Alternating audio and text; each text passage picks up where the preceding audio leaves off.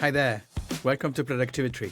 I'm Santi Tacoronte, and I'm here to help you succeed and be happier. In each episode, we'll explore new ways to work smarter, manage your time better, and grow as a person. We'll share fresh ideas, find ways to improve, and help you become your best self at work, in life. Join me as we learn and grow together on Productivi-Tree.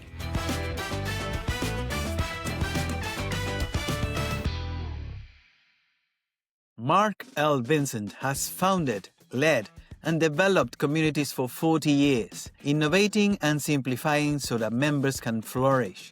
From being called to a small faith community at age 20 to currently advising multi-million-dollar companies, Mark gradually expanded his study and experience in group facilitation and dynamics, helping more than 800 organizations flourish across the world. His personal story of striving and loss through his first wife's 16 years of cancer adds wisdom to his cultivated skills of listening, helping, and learning. While managing life and work during those cancer years and raising a family, Mark launched a number of organizations. These continued to develop profitable executive leadership development, planful succession, process consulting, and emotional intelligence technology in North America. Mark, welcome to Productivi-Tree. I am excited to be with you, Santiago, and look forward to this conversation. So are we. Mark, you work on a field that is quite uncommon, succession. What pulled you into this work? When did you realize that there was a need for someone to coach companies and leaders into succession and being succeeded by others? I don't think there was any moment where I woke up and said, oh, this is a need and I need to supply something for it. My background is group process. It is complex decision making, meeting facilitation, gathering, or we sometimes say convening systems to work things out. And as I got started in this in the late 1980s, as a very young man, I was already being asked, will you come help us? We're painted in a corner over here. We're stuck. We don't know what to do. What we've tried didn't work.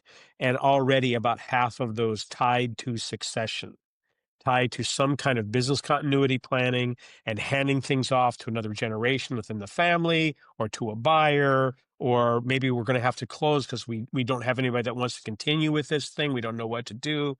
And in that kind of work, I discovered that when we talk about complex decision making, there's nothing like continuity and succession for complexity. Money and the dynamics around money have a way of bringing out all of the dysfunction that exists in any system. And so when you add the money dynamics, and sometimes they are family-related money dynamics, to succession and business continuity, you have the most complex, the most interesting kinds of stories to work through. And so early on, it became a thing, and I began to notice we need good skills for this. We need to be able to help people have these conversations at the right time. And over the years, the requests for me to help with that they became more frequent. And so there were other things like strategic planning, entrepreneurial startups and other things that I was trained to do. I did less and less of those and had colleagues who did more of those so I could devote more time to business continuity and succession. So it just kind of grew up around me. And I think I was at the right place and right time when there began to be a little bit more attention paid to these kinds of things. And so I got to grow up with the possibilities of providing this service. Brilliant. You mentioned family businesses and also leadership or executive leadership. What are the categories or group? How would you group your most common types of cases that you need to step in? There are three groups that I think of right away. One would be, let's take nonprofits and NGOs that have had long time leadership and now are figuring out who is going to replace the founder, is going to replace the longtime executive director. They might call them a CEO.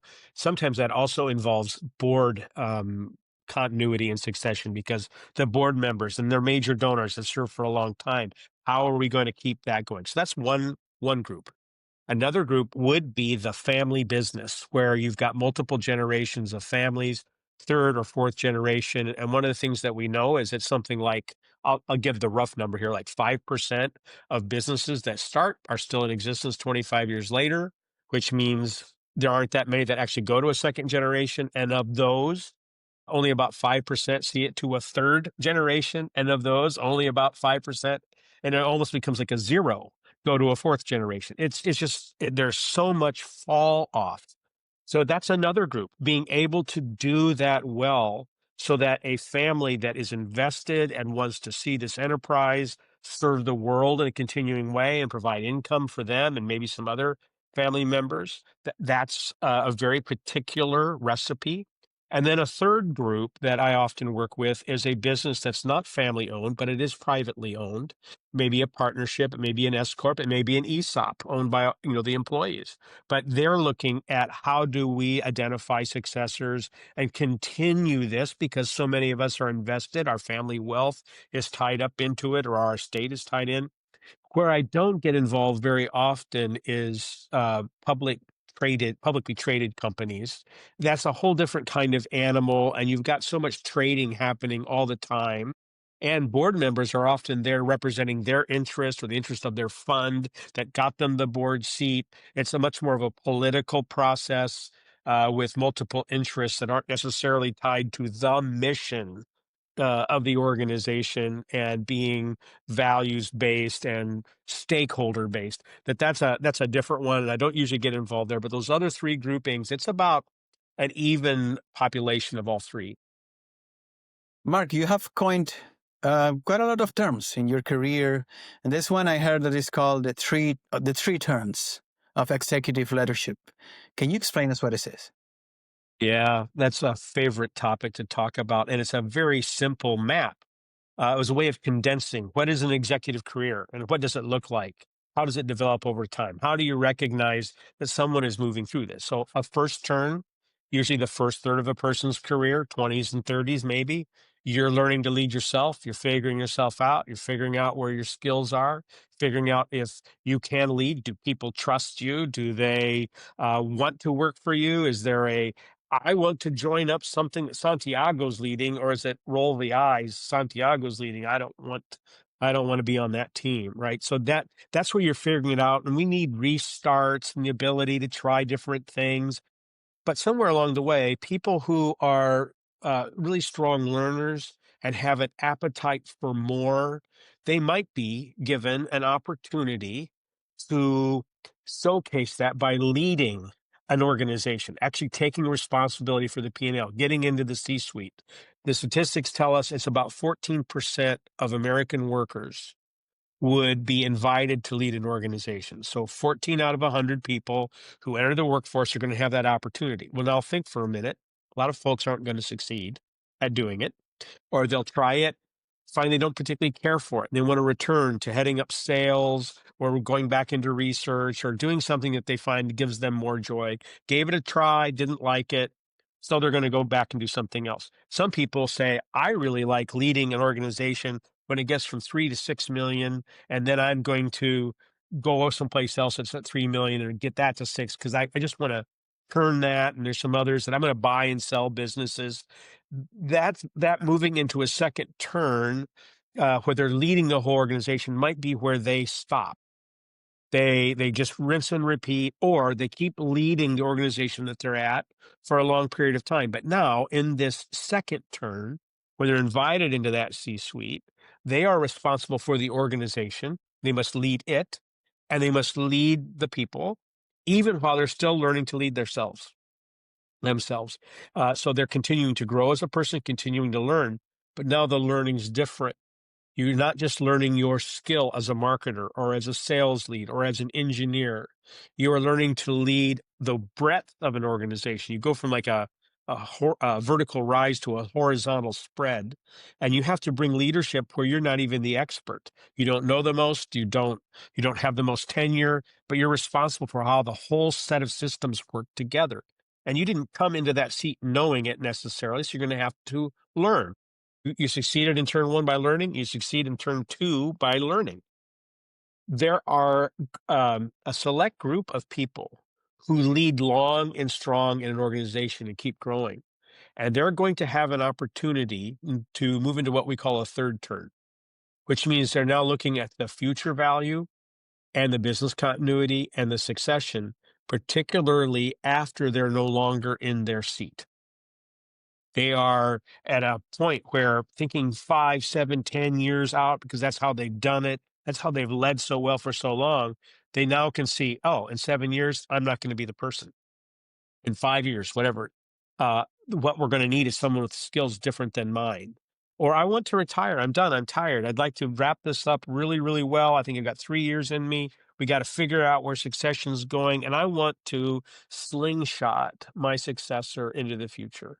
I don't want there to be a moment where the organization deteriorates for a while the new leader gets their mind around the organization, because we could lose everything that we've been building together. I want there to be meaningful work for the employees and their families. A leader like that, we would say, is entering into their third term, where it's now not just, do I run the organization well and is it growing, but they're thinking future value, succession, legacy, and preparing for it. A phrase I like is, it's planful succession. How do you succeed at that? You've got to keep learning. You have never done it before. You get one crack at it. It's either going to work or it's not. It might fail. Um, but the way to get through it is to be very much the student instead of pretending that you're the expert.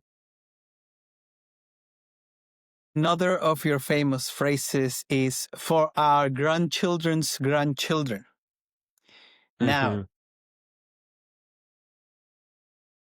it's favoring quick trends, quarterly results. Its legacy becoming outdated. For a lot of people, it has become an unthinkable thing or a luxury, or why do you even care about that? Because their minds, their neural pathways, for some people it's down to the daily flash report, or even twice a day. Where do we stand, how many hits, what have we done, and it's all instantaneous. So I think that for a lot of people it's not in their frame of thinking, but I don't think it makes it outdated. In other words, is it still important? It absolutely is still important. But we're not thinking about it culturally. And the pressure over and over and over is short term. What do we do this week? What do we do this month? There's a lot of business wisdom out there that would say, why do you need a strategic plan that goes beyond 1 year or 3 years or something? Because you don't know what's coming. Change is constant. I would suggest that change has always been constant, always. And planning long term and navigating with where you want to go has always been with us and is always important. It's how we manage the both. And we've been tilting towards short termism in a way that's unhealthy, unproductive, actually takes wealth away from the future, borrows against it, doesn't think about long term effects. And then we end up having to pay for those long term effects later because we didn't plan for it in the first place. What is the most common mistake you see smart companies, making when planning for succession? Well, I think I'm answering that differently than I might have earlier, just because I'm working with so many more clients over time and seeing what keeps showing up as an issue. And so lately, I've been talking a lot about the difference between qualitative and quantitative measure. And so I would say it this way: the mistake that I see over and over and over again is that people are counting dollars and they're not counting qualities. So when we say, did we grow? We look at numbers. Do we have more money? Do we have more profit? Do we earn more dollars? Is the share price better? We need to count those things. But what is it that we fight about? Where are our productivity leaks? Where do we end up in court suing each other? Why do employees make complaints with a state labor board or something along that line, which drags HR in and doesn't have us helping our employees grow, but has us fighting and trying to be, on the defensive? It's about the qualities of things. It's when someone says, I'm not safe. or it's not enough, or we are not moving quickly enough. How do you measure those qualities? We do that different than we measure quantity. So the mistake we make is that when a qualitative argument starts to show up, and we've got differences of opinion and expectation, maybe all the way down to how we define terms, we say, we'll figure that out later. That's not important. Let so and so decide. And so we keep creating this debt within our systems and among relationships where people are angry, they're sullen, they're private, they go underground, they don't follow a policy because they never had a chance to show you why they disagreed with it. And this becomes these enormous leaks that we end up spending a lot of time and money trying to hold together. And our failure to deal with the qualitative measures from the beginning, which can be harder to figure out, is a mistake that we make. And when we get into succession and process and procedure, now we're talking qualities far more than quantities. Have you seen a succession plan backfire, and why? Oh, that is a good question. Yes, the quick answer is yes. The why part, I would again go back to qualitative measures. It's not so much you said you would pay me $1 million and you only gave me 999,990. Let's figure out where the $10 went. We want good accounting, but the fighting is about you didn't honor me. You didn't show respect. You sold yourself short, or you overstated what your qualifications were. The inability to understand each other and speak what each other cares about. So, like Santiago, if you were the founder and I'm going to be your successor, and you say to me, here's what I'd like you to do. And I say, I've already got that figured out, go away. We're not talking about what was the sale price, what's the investment price, what my salary is, what the compensation is. What we're talking about is our ability to treat each other with respect, and to do that in front of the culture that is carrying out the work. And as we fight or are tense with each other, or are jockeying for position, we harm the ability for that company to carry out its mission. And this is where the backfiring starts, where the founder wants back in because they don't trust the successor. So I'm going to go. And here's one quick illustration.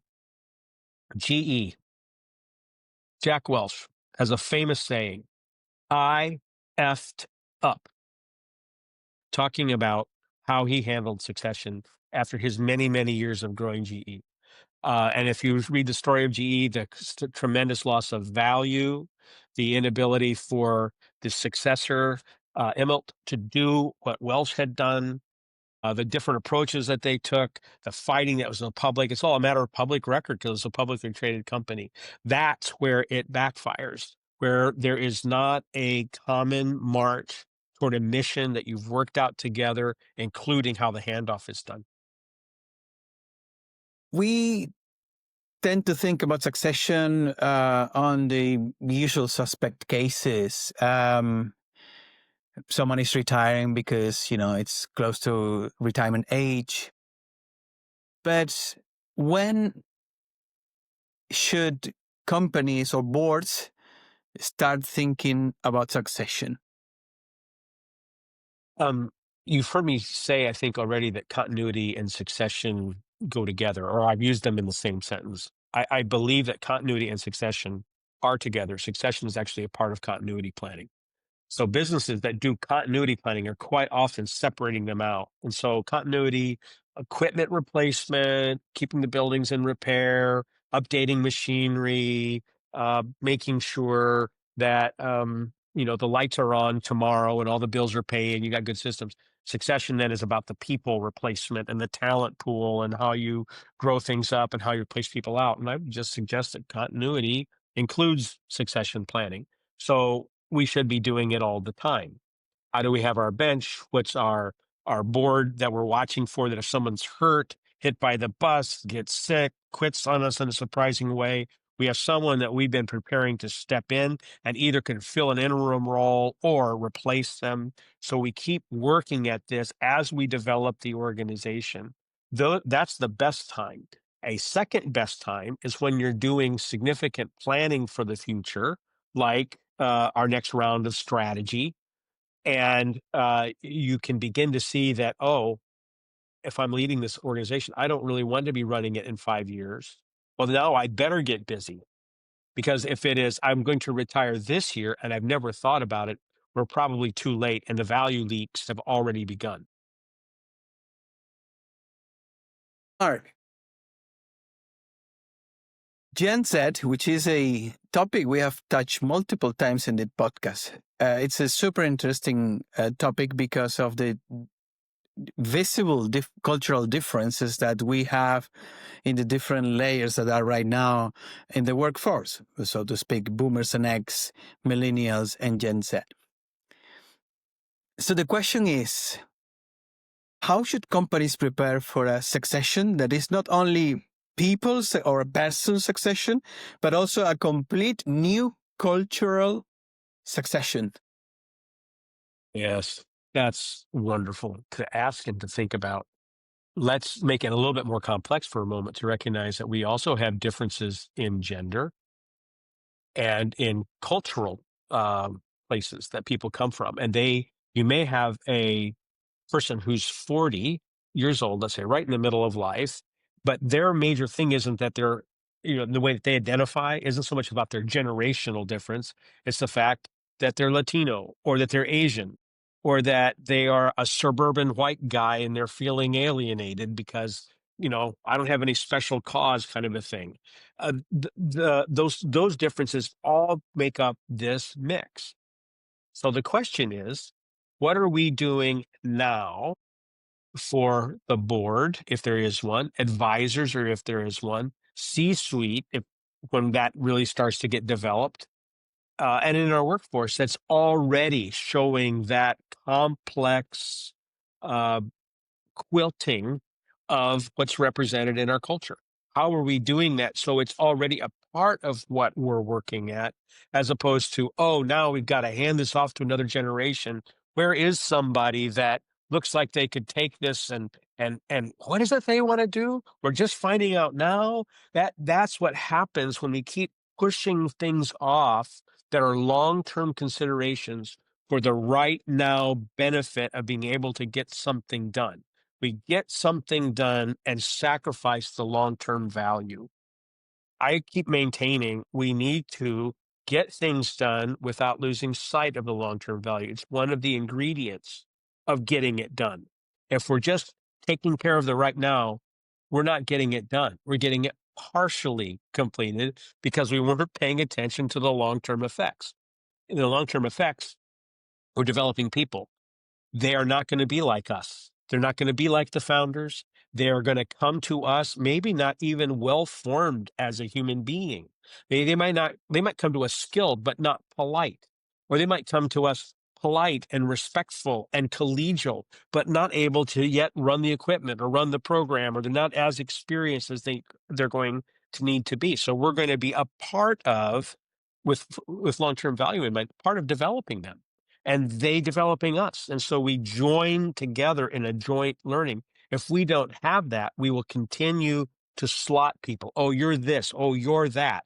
Or I'm this, I'm that, instead of seeing ourselves as complex and the culture that we're in as complex. And that it is the mix that makes it beautiful and brings the value, as opposed to see me, hear me, I'm important, you're not respecting me. That's the stuff that drags us down and apart. Very interesting topic, Mark. What would you say to leaders that are trying to find a clone of themselves? I think one thing is to ask them why. Why are you trying to find that clone? For what end? What's the purpose?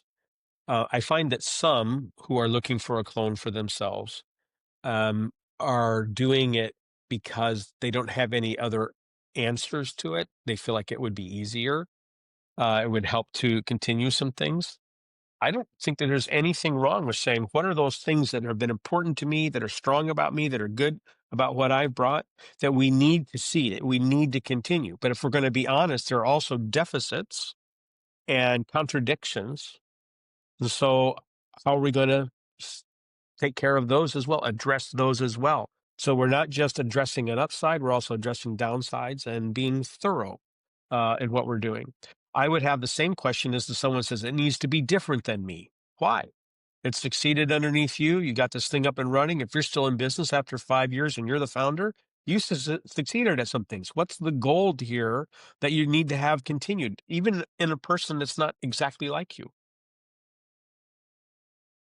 We already know about the very visible costs of not doing succession planning and more in a quantifiable monetary dollar way. But what are the hidden productivity costs when companies avoid succession planning? Hidden productivity costs. That is a great topic. I'm just taking a moment here to think this through from a couple of levels. So let's start with the board. If you have a board, if they step in and take over and run a succession, let's say they have a hired CEO rather than just an owner, and they're stepping in and running this like an executive search. They're going to begin to say, "Hey, we have an executive, and we've got someone, and they've got experience, and they'll take care of it like it's a project instead of planning for continuity and value." So if that happens and the person comes in and it's all tied to what their compensation is, they'll now start running the organization in order to get their comp.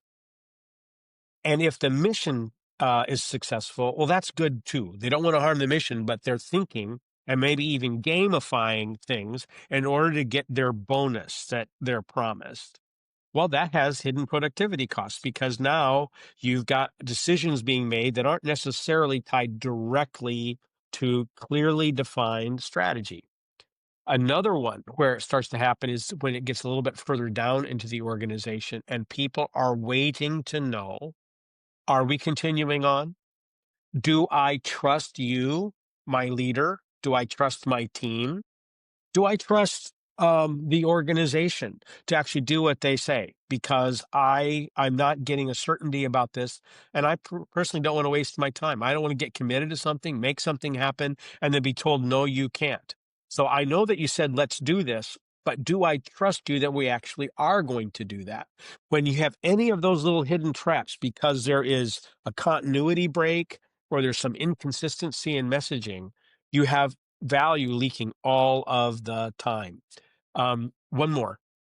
This happens in organizations consistently every day. When we have a meeting, formally called or not, and the first sentence is, but I thought that, fill in the blank. You are now having a meeting for the second time. So I'm in this habit of when I get into a meeting, and I was in one yesterday, 5 senior leaders, they're on a virtual call for 3 hours. I'm calculating what is the expense, the cost to have this meeting. If we have to have that meeting a second time because we weren't clear about what we meant, what we were going to do, who's going to do it, by what deadline, we have now doubled the cost to be able to take care of this administrative or strategic matter. And most of the time, when we have to have that second meeting, it's tied to a qualitative matter far more than a quantitative matter. All kinds of leakage there. You are also a process consultant, so should we? So normally, when you hear succession, you tend to think people and the leadership, the board, and you already clarified that it's also about continuity. So, should succession planning be more about systems than individuals? I want them to be about both, very clearly about both, and not just, okay, we have category one systems, category two people. There's an intersection between them. So the capacity of people is going to influence the capacity of the organization, and the organizational capacity is going to influence whether people can put their talents to work or not. So it's about the build out of that intersection of people and systems that we want to address. So in my work, and particularly in the cohorts that I lead, we talk about a couple of things that we want to see well resourced in order for continuity and succession to proceed. One is a future balance sheet. So if you're going to have a strategic plan and say we want to grow 20% in 5 years, okay, fine. Where's the balance sheet that's going to support that, including talent retention and keep recruitment and the equipment and the capex that's going to be needed. What is that going to look like? Because that needs to be built in. Otherwise, you'll get there maybe if you're successful, but any success or any new leaders are going to be hamstrung because capital needs weren't also grown along the way, or the people bench was not grown along the way. So you end up larger, bigger, and weaker at the foundation. So that's got to be, paid attention to as well. One other one is to look at what we call the map. And in the map, you're deciding what is it that as we grow and as we handle things, and as I'm responsible for a system, who has it after me? Are they learning to do it? Do they own it? Are they able to lead it? Because if they're not, then I'm still carrying it. And if I step out, that's going to fall by the wayside or it's going to diminish in some fashion. So we really want to map out what are these things that I am leading and what's the map for others to begin to lead so that when I narrow up, step into a new role, whatever else, there's someone else ready to take it on. Leaders, many of them have long tenures. But in these 10 years, the situations are, and what leaders need to face is quite different. There might be different macroeconomics factors, war, Right. different politics, and all these things. How can leaders know when is, one, time to lead differently, and two, maybe give way to others because this is not your forte, or you're not delivering at your max in the current situation? Yeah. Well, this might sound a little bit like Don Quixote, an idealist tilting at windmills, but it's about the mission. So an organization exists to accomplish something. And if I am saying, yeah, but I'm not ready to be done yet, here's the mission, yes, but I've got 2 more years to work. I am already taking my eyes off of the reason I'm in my seat. That's the time I should be stepping down and stepping away and trusting that there will be something there for me to do. Not necessarily at this company.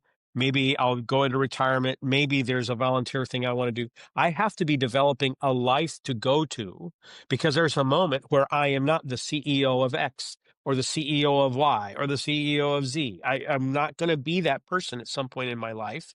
And I can't just be identified with my role. If I make that mistake, I'll stop caring about the mission. And the substitute mission will be continuing to be the king or the queen of the hill that I have and my corner office and my big chair, because that's what I love. That's what I know. So we have to be able to recognize that the mission is why the company exists. And I'm here to serve that mission. I'm here to be a steward of that mission. And at a point that I cannot be its chief steward at the best of my ability, or someone else is emerging to be that person in light of where this mission is going, then that's the best time. But you can hear, I'm just talking about it from an idealist's point of view.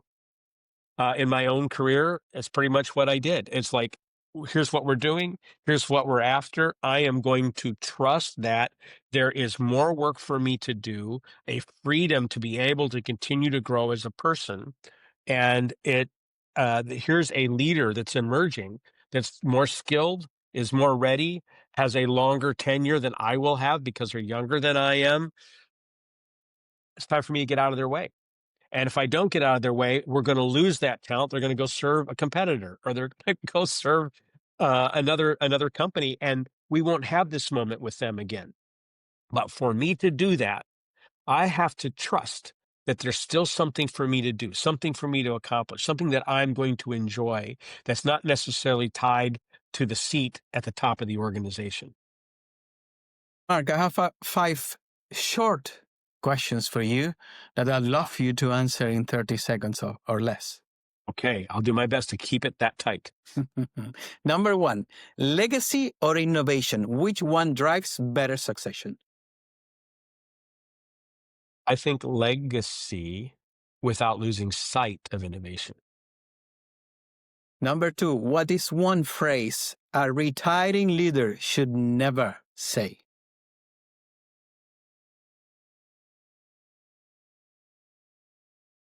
Listen to me. Number 3, the biggest red flag a successor isn't ready.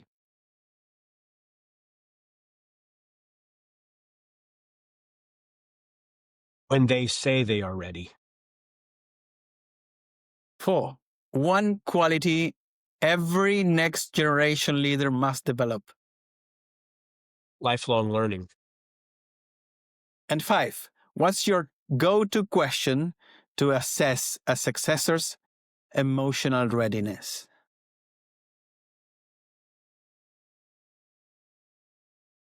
I always want to know if they're leaning into their learning or just pretending to. That's a tough one to discern. But if they're pretending, they're performing, and that wears thin, and it's going to show up as a big flaw later.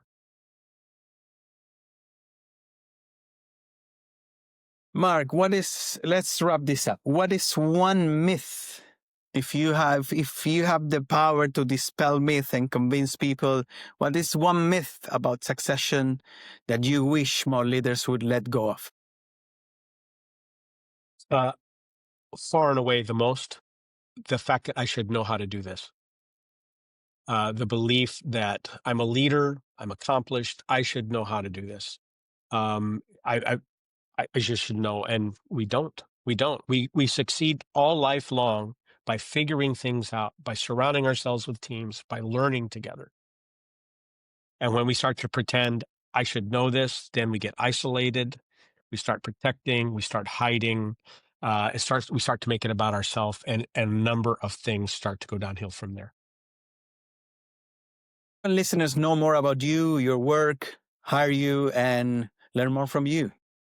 Well, I sure enjoy the opportunity to do executive advising with folks, and the best way to find out more about how I do that and what I'm doing is marklvincent.com.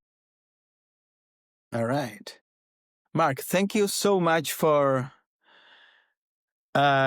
illuminating us with your wisdom. It was really interesting to hear about a topic that we don't hear a lot. And I do think now, after talking to you, that is super important, and it's something that we need to look into more often. Thank you so much, and thank you for being with us today. My pleasure. Thanks for listening to Productivi-Tree.